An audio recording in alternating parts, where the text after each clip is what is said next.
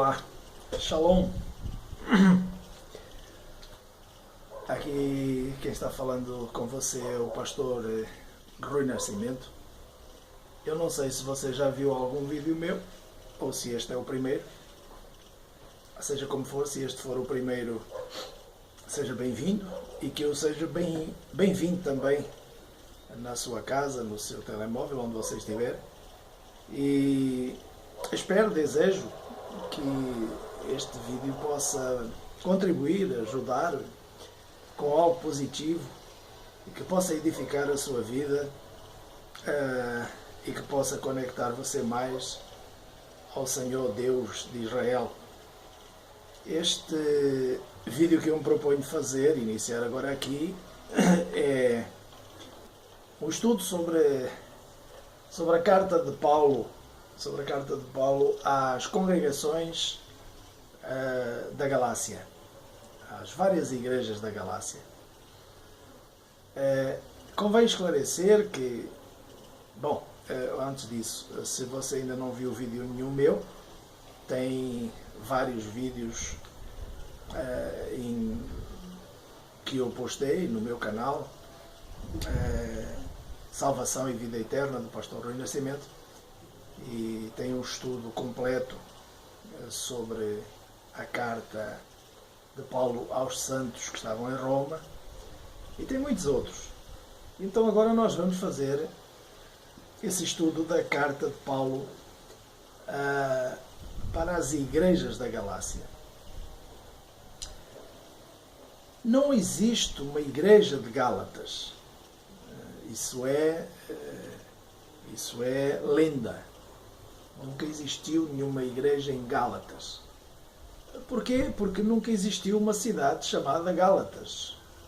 Galácia era uma província. Galácia era, se você é do Brasil, era como se fosse um estado. Então Paulo, como se Paulo escrevesse aos mineiros. Não tem como escrever aos mineiros. Era escrever às várias igrejas de Minas. E então foi o que Paulo fez quando escreveu essa carta que foi nominada Gálatas. E nós vemos isso é mais fácil de enxergar quando nós entendemos, quando nós lemos Pedro, na primeira carta de Pedro. Ele faz uma alusão aos dispersos das 12 tribos de Israel. Pedro é mais claro na sua introdução, e ele diz: Kefa, o Pedro, apóstolo de Yeshua, o Messias, aos estrangeiros da dispersão. Aqui fica muito claro que Kefa está tratando com as 10 tribos do norte, as 10 tribos de Israel dispersas pelas nações. E nós lá em 2 Crônicas, no capítulo 15, podemos ler, eu já afirmei isso num estudo, em vários estudos, mas salvo erro no vídeo 22 ou 23, 23 ou 24 do estudo de Romanos, eu dei uma pincelada sobre esse assunto, ou seja, dei uma passada rapidinha sobre isso, mas nós vemos em 2 Crônicas, no capítulo 15, versículo 7, está escrito o seguinte: Quanto a vós, esforçai-vos e não desfaleçam as vossas mãos, pois a vossa obra terá uma recompensa. Ouvindo-as estas palavras e a profecia do profeta filho de Obed, esforçou-se, tirou as abominações de toda a terra de Judá e Benjamim, como também das cidades que tomara da região montanhosa de Efraim. Renovou o altar do Senhor que estava diante do pórtico do Senhor. Veja, ele fez uma limpeza geral nas terras de Judá e Benjamim. Mas depois, no versículo 9, está escrito o seguinte: Então congregou todo Judá e Benjamim, e com eles os estrangeiros de Efraim, de Manassés, de Simeão, porque de Israel vinham a ele em grande número, quando viram que o Senhor Deus era com ele. Então, Você vê que ele congregou os estrangeiros, Manassés, Simeão, Efraim, todas as tribos de Israel, as 10 tribos dispersas, as 10 tribos do norte, que em outros estudos eu falei sobre isso, que foram dispersas, foram levadas para a Síria, no cativeiro, cerca de 728 a.C., eles não voltaram mais para Israel, contrariamente aos da Babilônia, que foram levados em cativeiro para a Babilônia, cerca do ano 580 a.C. E depois voltaram, com Esdras e Neemias. Quem voltou foi os judeus, foi Judá e Benjamim. As 10 tribos do norte foram dispersas pelas nações, como o Senhor tinha prometido através dos profetas, sobretudo de Ezequiel, onde nós vemos que o Senhor diz que espalhará essas tribos, ele espalhará sobre as nações, e daí o Senhor as resgatará também. Eles serão entre as nações, para que as nações conheçam um pouco do que é que Deus queria fazer com o seu povo. Muito bem. Então, Kefa, ou Pedro, ele nos fala sobre essas províncias. Ele dirige a sua carta aos dispersos, aos estrangeiros, mas não é aos gentios. Ele falou para judeus, falou para Israel. Ele enviou a carta a Israel, que estavam dispersos entre as nações. Estavam no Ponto, na Galácia, na Capadócia, na Ásia e na Bitínia. Isto não eram cidades. Isto aqui parece um beabá, parece quase um negocinho dispensável, não é? Mas é importante você saber que isto eram províncias e não cidades. Então, quando Paulo escreve a carta para Gálatas, ele escreve para várias igrejas, várias congregações, várias denominações, que, como eu já falei, a maioria tinha liderança de judeus, liderança judaica. É importante termos sempre isso presente. E algumas das congregações da Galácia eram Antioquia, Listra, Icônio, Derbe. E isso nós vamos encontrar lá em Atos, na carta de Atos escrita por Lucas. Ele vai fazer uma abordagem às congregações. Você vê isso entre o capítulo 15, 16. Lucas se refere muito a essas igrejas de Antioquia, Listra, Icônio e Derbe, que era a região da Galácia, da província chamada Galácia. Daí o título Gálatas, que foi colocado, não sei se aleatoriamente, mas a explicação está aí. Nós nunca ouvimos na carta não existe uma única referência a Gálatas ou a Galácia na carta de Atos. Nós sabemos isso por causa de 1 Coríntios e 2 Timóteo, onde Paulo fala, em 1 Coríntios, no capítulo 16, versículo 1, ele fala da região da Galácia. E também em 2 Timóteo, no capítulo 4, Paulo fala também da Galácia. Então, os dois únicos lugares, salvo erro, de toda a Nova Aliança, em que se fala de Gálatas, são esses dois lugares, creio eu.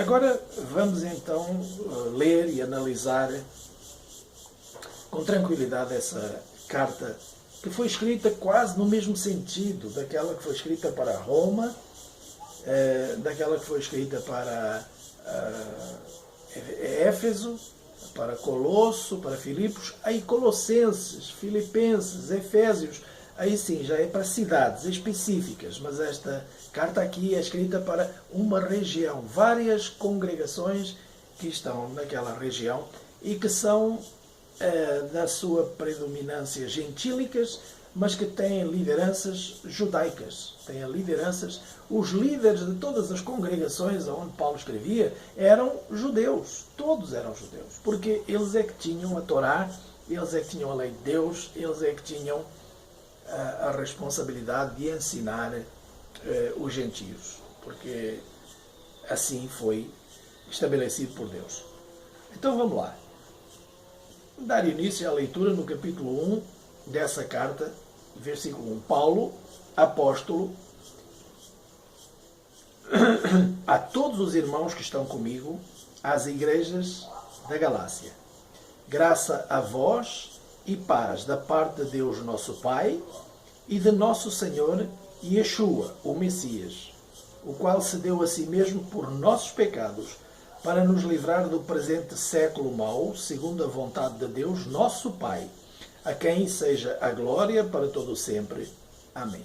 Bom, veja esta introdução de Paulo. Eu pulei o que está entre parênteses, porque aquilo que está entre parênteses, a regra geral, foi acrescentado. Portanto, eu pulo. Mas vamos ler o que ficou entre parênteses lá no versículo 1. Paulo apóstolo, pois entre parênteses, não da parte de homens, nem por homem algum, mas por Jesus Cristo e por Deus Pai, que o ressuscitou dentre os mortos. Isso está entre parênteses. Então parte-se quase sempre do princípio que não foi Paulo que escreveu. Isso foi acrescentado. Portanto, eu normalmente pulo esses parênteses quando me parece mais conveniente. Mas, no entanto, voltamos sempre para que você não tenha dúvidas que eu não estou querendo esconder o que está escrito. O versículo 3 deixa tudo muito claro. Então Paulo não escreve para a Galácia, ele escreve às igrejas da Galácia. O versículo 2 nos deixa isso muito claro. Paulo escreveu para as congregações. Sempre ele escrevia para as congregações. Graça a vós e paz da parte de Deus, nosso Pai. Nós só temos um Deus, só temos um Pai. O Pai do Senhor Yeshua, o mesmo que é o Pai de Jesus. Portanto, Jesus não pode ser Deus, porque se Jesus é Deus, nós também somos deuses. Ele é nosso Pai e do nosso Senhor Yeshua, o Messias. Jesus é o nosso Senhor. Por quê? Porque a Ele tudo foi dado. A Ele tudo foi dado. Portanto, nós somos dele, porque Ele é que nos comprou. Ele é que nos comprou com o seu sangue, para nos apresentar irrepreensíveis ao Pai naquele dia. Nós ainda não fomos apresentados ao Pai. Nós seremos apresentados quando o Senhor apresentar a noiva. E isso Paulo fala muito claramente em Coríntios. Mas isso nós estudaremos depois também.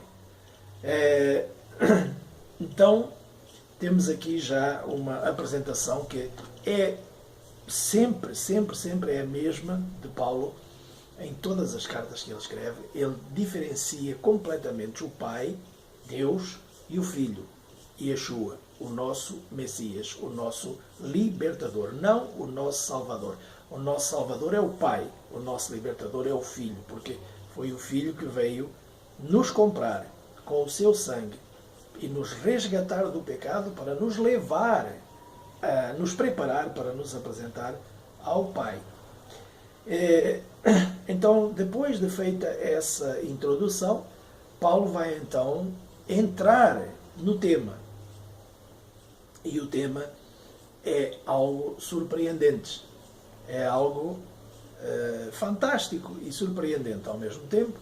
E se você seguir com tranquilidade e analisar com tranquilidade e tentar colocar o meu óculos, não este, mas a visão que eu tenho das Escrituras, creio que você vai ter muitas surpresas ao longo desse estudo. Bom, então começa Paulo no versículo 6 por dizer o seguinte: estou admirado que tão depressa vocês estejam passando daquele que vos chamou na graça do Messias para outro evangelho, para outras boas novas. Veja bem, quem nos chamou? Deus. O que Paulo está dizendo aqui é: admira-me muito que vocês estejam passando daquele que vos chamou, de Deus. Ele vos chamou na graça de Cristo para outro evangelho. Estou muito admirado que vocês estejam saindo de Deus para outra coisa. Do Deus vivo. Aquele que pela sua graça entregou o seu Filho Yeshua para vos anunciar libertação, para vos trazer para a vida. Eu estou muito admirado que vocês estejam passando disso para outra coisa. É o que Paulo está falando. Deus, pela sua graça, enviou o seu Filho, o Messias, para vos libertar, para vos anunciar boas novas de salvação, de libertação, de vida eterna. E vocês agora estão querendo passar disso para outra coisa. Eu estou muito admirado. Isso é o que Paulo está falando nestes versículos. E ele continua no versículo 7 e diz: o qual, Evangelho, não é outro. Ele não é outro, é o mesmo. Mas há alguns que vos inquietam e querem transtornar as boas novas do Messias. Havia algumas pessoas que queriam colocar heresias dentro da congregação. Havia algumas pessoas, sobretudo, basicamente, judeus. Judeus que vinham de outras tradições. Judeus que se converteram ao Senhor Deus, que se converteram a Yeshua, através de Yeshua, mas que queriam colocar regras que faziam parte das regras das filosofias e das seitas às quais eles pertenciam. Havia os saduceus, havia os fariseus, havia os essênios, havia várias, dentro de Israel havia várias seitas. Uns acreditavam na ressurreição, outros não.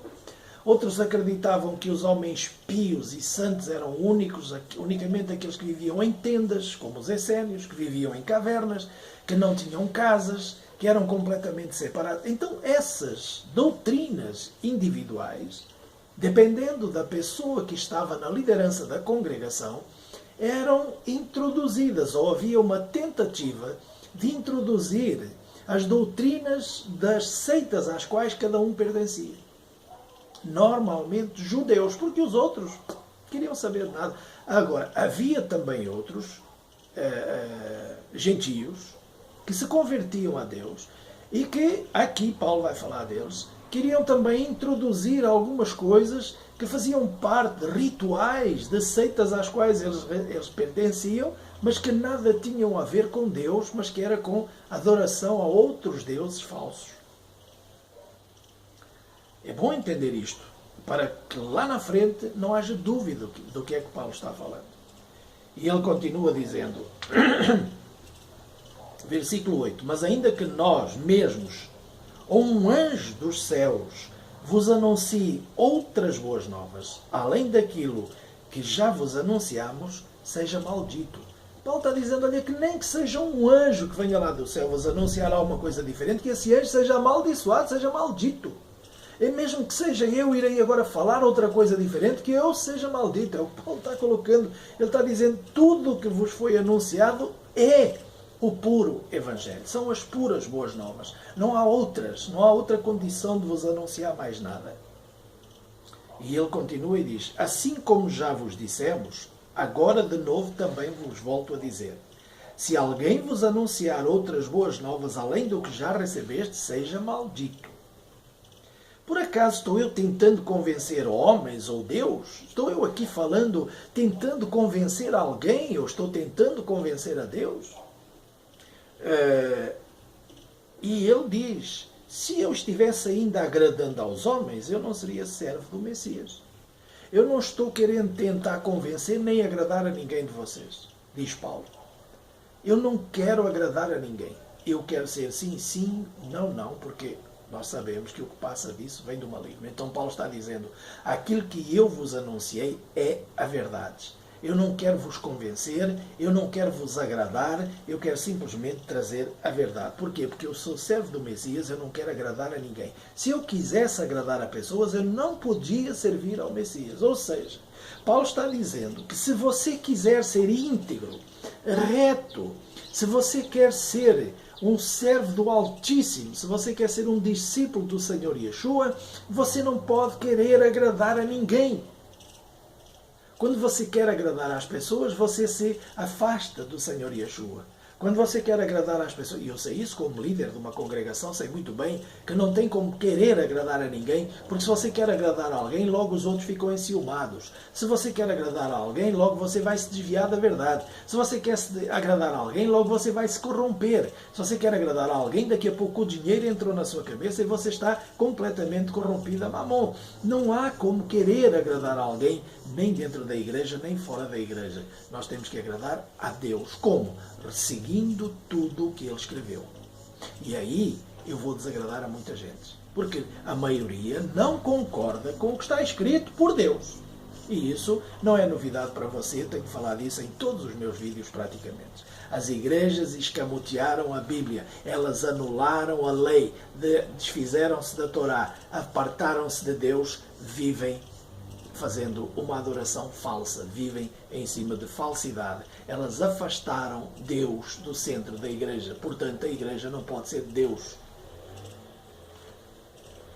Vamos continuar. Mas eu faço-vos saber, versículo 11, meus irmãos, que as boas novas que por mim foram anunciadas, não as aprendi de homens. Não recebi nem aprendi de homem algum, mas pela revelação do Messias Yeshua. Pois já ouvistes qual foi antigamente a minha conduta dentro do judaísmo, como de sobremaneira perseguia a congregação de Deus e a assolava, eu a perturbava. E na minha nação eu excedia a todos em judaísmo. A todos não, a muitos da minha idade em judaísmo. Eu era extremamente zeloso das tradições dos meus pais. E aqui está o ponto. Aqui está o ponto. É em cima disto que Paulo vai desenvolver esta carta. E os indoutos distorcem tudo. Esquecem-se que Paulo escreveu isto aqui. E nem entendem porque que ele escreveu isto aqui. Não entendem. Fazem vista grossa. Esquecem que Paulo escreveu, que ele disse que ele excedia a muitos em judaísmo e era extremamente zeloso do quê? Das tradições dos seus pais. Não era zeloso da Torá, não era zeloso da lei de Deus, não era zeloso dos mandamentos de Deus. Paulo era zeloso das tradições dos seus pais. Há uma grande diferença entre ser zeloso da Torá, entre ser zeloso da lei de Deus e ser zeloso de tradições. Nós vemos como é que o Senhor Yeshua trata com tradições em Marcos capítulo 7, depois se você quiser ir lá, você vá, ou também em Mateus 15. Como Yeshua fala do que são para ele essas tradições. É falsidades. Ele diz, jeitosamente rejeitais a lei de Deus para guardardes as vossas tradições, que nada têm a ver com Deus. E é disso que Paulo vai tratar aqui. Paulo não vai tratar de lei. Paulo vai tratar de tradições. Tradições da lei, que não era uma lei de Deus, mas que era a lei legalista. A lei introduzida em Israel através de rabinos, através de legalismos, através de tradições. E Paulo continua no versículo 15. Mas, quando aprova Deus, que desde o ventre da minha mãe me separou e me chamou pela sua graça, revelara seu Filho em mim, para que eu o anunciasse aos gentios, não consultei ninguém, não consultei homens, mas eu, onde está escrito carne e sangue, são homens, pessoas. Essas traduções do carne e sangue é para trazerem meio um pouquinho de confusão para as nossas cabeças. Não é? Isto podia estar traduzido muito claramente, não consultei ninguém, não consultei pessoas. Não é? Nem sequer fui a Jerusalém para estar com os que já antes de mim eram apóstolos, mas parti para a Arábia e voltei outra vez a Damasco. Olha, aqui nós temos uma questão que é meio estranha, ela é meio esquisita, porque se nós formos ver o que está escrito em Atos, a conversão de Pedro, a conversão de Paulo, ela diverge um pouquinho do que está escrito aqui. Precisamos de analisar isso com mais calma, mas não é bem o momento. Então, Paulo, o que está escrito em Atos, no capítulo 9, é o seguinte, na conversão dele. Capítulo 9, versículo 18, diz assim: imediatamente lhe caíram dos olhos como que umas escamas, recuperou a vista, levantando-se, foi imergido nas águas, ou foi batizado. Aqui não sei se foi imergido nas águas ou se foi batizado pelo Espírito Santo de Deus, porque aqui também não está claro. E depois de ter comido, sentiu-se fortalecido e esteve alguns dias com os discípulos em Damasco, e logo, imediatamente nas sinagogas, pregava e anunciava que Yeshua era o Filho de Deus. Ele não anunciava que Yeshua era Deus. Ele anunciava que Yeshua era o Filho de Deus, contrariando todas as doutrinas e todas as teologias bacocas do Jesus é Deus. E todos os que o ouviam estavam espantados e diziam: mas não é este que em Jerusalém perseguia aqueles que invocavam este nome, e para isso veio aqui com o fim de os levar presos aos principais sacerdotes? Mas Saulo, porém, se esforçava muito mais e confundia os judeus que habitavam em Damasco, provando que Yeshua era o Messias.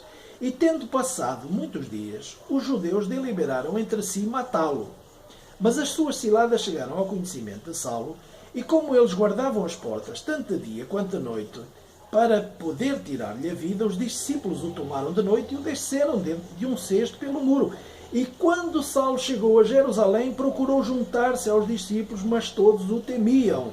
E não acreditando que ele fosse discípulo, então Barnabé tomou-o consigo, levou-o aos apóstolos, contou-lhes como no caminho ele vira o Senhor, e que este lhe falara e como em Damasco pregara ousadamente em nome do Senhor Yeshua. E andava com eles em Jerusalém. É engraçado. Isto contraria o que está escrito lá na frente. Andava com eles em Jerusalém, entrando e saindo, anunciando ousadamente em nome do Senhor. Falava e discutia também com os gentios, mas eles procuravam matá-lo. Sabendo-o, porém, os irmãos acompanharam-no até Cesareia e o enviaram a Tarso. E assim, as congregações em toda a Judeia, Galileia e Samaria tinham paz, eram fortalecidas e edificadas pelo Espírito Santo e se multiplicavam, andando no temor do Senhor. Veja, a Bíblia, Atos, Lucas diz que quando ele se converteu, ficou alguns dias em Damasco e imediatamente andou em Jerusalém com os apóstolos. Aqui está escrito que ele diz que não subiu a Jerusalém para estar com aqueles que antes dele já eram apóstolos, mas partiu para a Arábia e voltou outra vez a Damasco.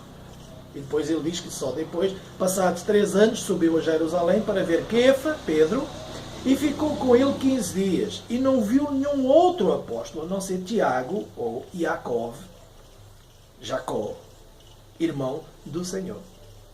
Veja, lá atrás está escrito que ele ficou com os apóstolos em Jerusalém. Aqui está escrito que ele não os viu.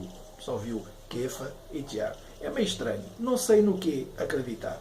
Mas uma coisa eu sei. Não muda nada para mim. Mas que há contradição, há. Está certo? Agora, qual das duas é a verdade? Qual das duas está alterada? Qual das duas eu posso acreditar que Paulo sabe melhor o que aconteceu com ele do que Lucas, não é? Então Lucas fez um apanhado de tudo o que soube e tal e foi anotando. Eu acredito que esta parte aqui esteja mais correta do que lá em Atos. Bom, seja o que for, existe a discrepância, existe aqui algo que não bate, mais uma vez, para mostrar para você que não pode ter sido tudo isto inspirado pelo Espírito Santo de Deus, porque onde o Espírito Santo de Deus inspira não há controvérsia, não há oposição, não há choque. Está certo? Então, para mostrar mais uma vez para você que a autoridade do Novo Testamento não existe, não há autoridade, não há nada aqui que tenha autoridade para desfazer, ou para anular, ou para cancelar o Antigo Testamento. Impossível. Deus ter dado autoridade a alguém para cancelar aquilo que o próprio Deus escreveu. Nós vemos isso lá em Êxodo, quando o Senhor, o próprio Deus, entrega as tábuas da lei a Moshe, escritas pelo dedo de Deus. Como é que alguém teria ousadia de anular o que Deus escreveu? É impossível. Está certo? Então vamos voltar aqui ao versículo 19. E não vi nenhum outro apóstolo a não ser Jacó ou Tiago, irmão do Senhor. Ora, acerca daquilo que eu vos escrevo, diante de Deus eu testifico que não minto. Ele está dizendo, ele está falando, olha, eu não estou mentindo, eu estou testificando diante de Deus que isto é verdade. Ora, não é o Espírito Santo de Deus que está falando, é Paulo. Porque se fosse o Espírito Santo de Deus que estivesse falando, ele não precisava dizer que era verdade. O Espírito Santo de Deus nunca fala mentira. Então era o homem que estava escrevendo, não era o Espírito Santo de Deus. Depois eu fui para as regiões da Síria, da Cilícia, e eu não era conhecido da vista das congregações do Messias na Judeia. Somente tinham ouvido dizer que aquele que antes nos perseguia, agora anuncia a fé que outrora procuravam destruir e glorificavam a Deus a meu respeito. Não é isso que está escrito em Atos. Em Atos diz que ele chegou, eles duvidaram dele, mas Barnabé o pegou, contou a